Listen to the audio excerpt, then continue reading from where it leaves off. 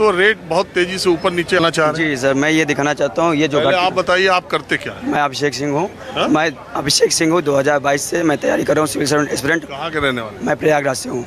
और सर प्रयागराज में खुद है, इतना कोचिंग खुल गई, आप यहाँ आ गए? नहीं सर, मेरी इच्छा थी, यहाँ पे इतना अच्छा जो है माहौल बना दिया गया था कि ओल्ड राजेंद्र नगर सबसे अच्छी कोचिंग संस्थान में नंबर 1 है, तो उसी जो है बहकावे में चलाया।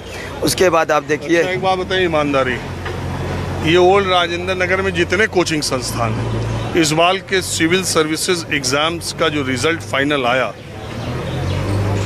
कैसा रहा सबका मिला के? ये आप समझ लीजिए 5% ओल्ड सबका मिला के ओल्ड राजेंद्र नगर 5% ना। लेकिन इसमें पूरी तरह से मोनोपोली कर ली जाती है, पैसा दे देकर टॉपर्स को खरीदा जाता है।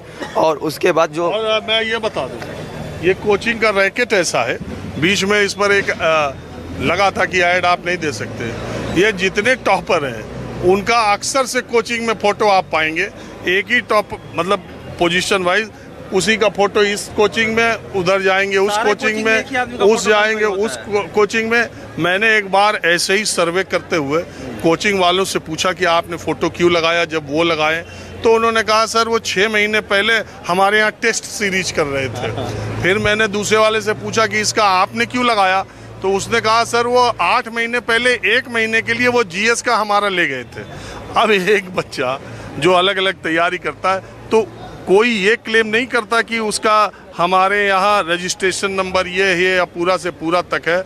और मैं आपको यकीनन ये बात बता सकता हूँ, अभी पिछले साल ही लोकसभा में एक लिखित सवाल के जवाब में मोदी सरकार ने यह जवाब दिया था कि 63% लोग जो सिविल सर्विसेज के मेंस में क्वालिफाई किए वो इंजीनियरिंग बैकग्राउंड के थे। इंजीनियरिंग बैकग्राउंड के लोग अब सिविल सर्विसेज में सबसे ज़्यादा जा रहे हैं, और इंजीनियरिंग बैकग्राउंड के लड़के बहुत थोड़ी अवधि के लिए इस इलाके में कोचिंग करने के लिए आते हैं। हाँ, एक चीज़ दिखाना चाहते हैं, ये जो घटना घटी है ड्रेनेज की वजह से हुए है। आप ये समझ लीजिए 18 जुलाई 2024 को मैं कंप्लेन करता हूँ कि ये ड्रेनेज की वजह से पानी भराव हो रहा है। आप इसका कंप्लेंट जो है लीजिए संज्ञान में और इस पर कार्रवाई करिए। लेकिन ये बोलते हैं कि ये इस डिपार्टमेंट का काम नहीं है, दूसरे डिपार्टमेंट का काम है। ये 18 जुलाई को मैसेज है, और जो अभी की घटना घटी है ये शनिवार की बात है। अगर ये घटना खुदा न खास्ता शुक्रवार को होता, और उस समय क्लासेस जो है बेसमेंट में रन होती हैं, 500 बच्चों की क्लासेस रन होती हैं उसी लाइब्रेरी में तो लाइब्रेरी बना हुआ है, लेकिन बेसमेंट में यहाँ क्लासेस रन होती हैं 500 बच्चों की। नहीं, वो जिस कोचिंग में घटना घटी उसमें क्लास भी चलती है? बिल्कुल, राव आइए सर, उसमें मुझे बताया लाइब्रेरी, उसमें लाइब्रेरी चलती है। लेकिन जो ये 3-3 फुट तक पानी भर जाता है, तो वहाँ भी तो बेसमेंट में जो है क्लासेस रन हो रही हैं। यहाँ पे सारे जो कोचिंग संस्थान हैं वहाँ बेसमेंट में क्लासेस रन हो रही हैं, और बच्चे रह भी रहे हैं और लाइब्रेरी भी चला रहे हैं। आप कहाँ से हैं भैया? अब बताओ, आओ भाई, मैं तो आप ही की बात करने आया हूँ यार, छात्रों की बात करने आया हूँ, आप बताएं।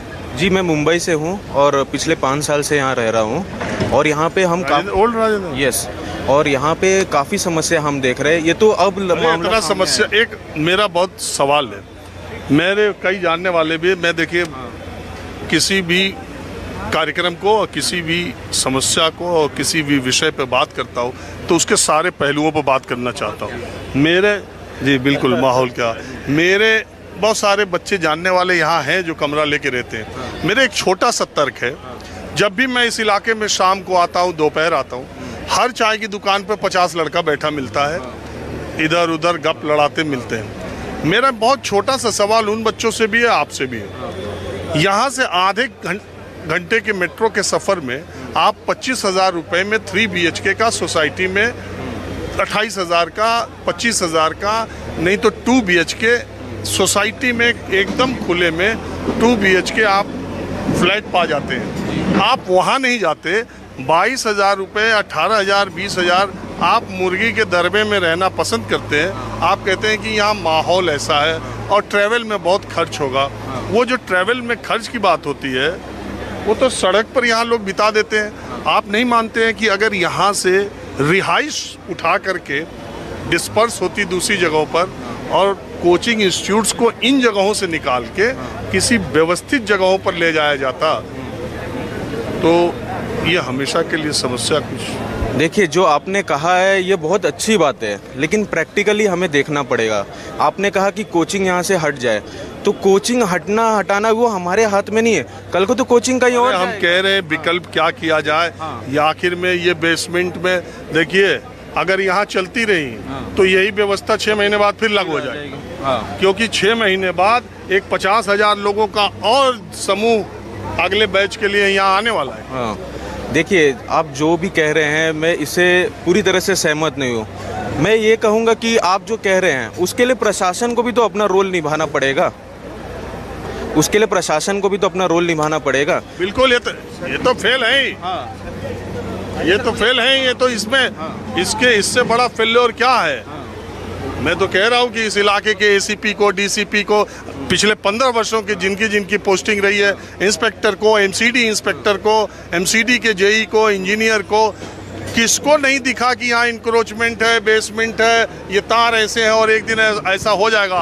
हम तो आते जाते रहते, हमको रोज लगता था कि एक दिन ऐसा होगा।